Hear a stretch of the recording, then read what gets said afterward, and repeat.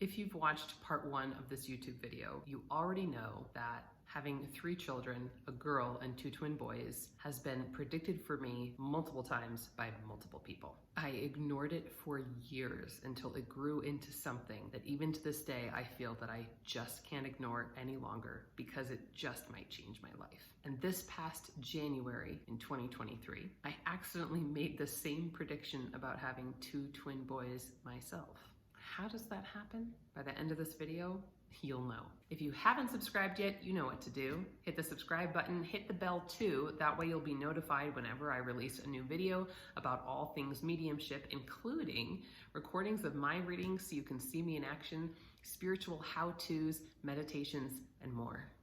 Feeling my daughter's presence, 2015. I believe it was the year that I got married in 2015 that I started to feel the presence of my unborn daughter over my left shoulder. I felt her kindness, her compassion, her introversion, her caution, her sassiness, her smarts. And it's interesting to note that all my mediumistic spiritual impressions only happen on the right side of my body, but anything psychic or any prediction that I've ever made always occurs on my left side.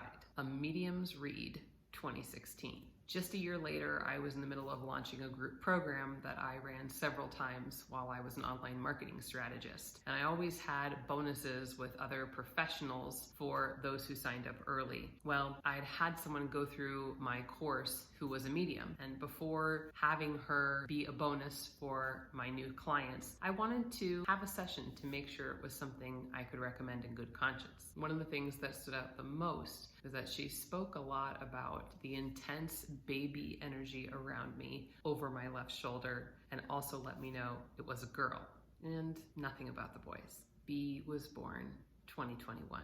I ended up conceiving my daughter 2 days before my 36th birthday, which was about 3 years from the last tarot reading I'd had, when the medium had let me know that time frame. I remember knowing that it was B, my little Beatrice. I remember when the nurse called to tell me the gender, and I said, "You don't need to tell me, I already know. It's a girl." And she said, "Yes, it is a girl." And when B was born, from the time that she was born, even now, just a few short years later, it's wild to watch someone walk around in front of you and express the same characteristics that you felt and saw in your mind for so long. Have you ever experienced knowing someone before they existed in your life, or perhaps knowing something before it occurred? Share below. Arthur Findlay College, January 2023.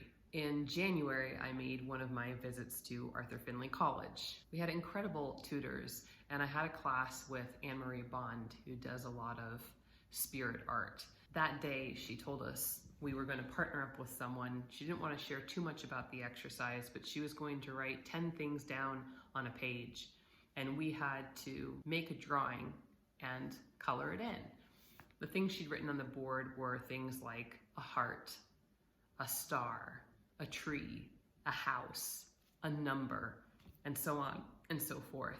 As soon as the exercise started, I just had a download. I knew that we would write down our version of each of these things listed, and then we'd share this paper with our partner, and they would do a psychic reading using that drawing that we'd made. It did turn out that that was the case, and she told us just to trust her intuition as we looked at what was on the board and wrote it down on the page. I just remember that the first thing I wanted to draw was a number.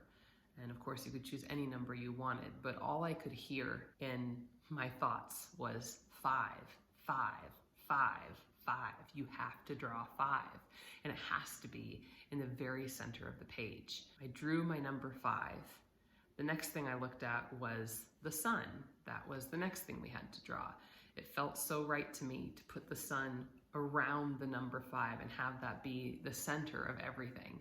And all of a sudden, in this quick download, I had the strongest rush of emotions that embarrassingly had me sobbing for the next 5 minutes, and loudly, not because I was trying to make noise, but because I couldn't help myself.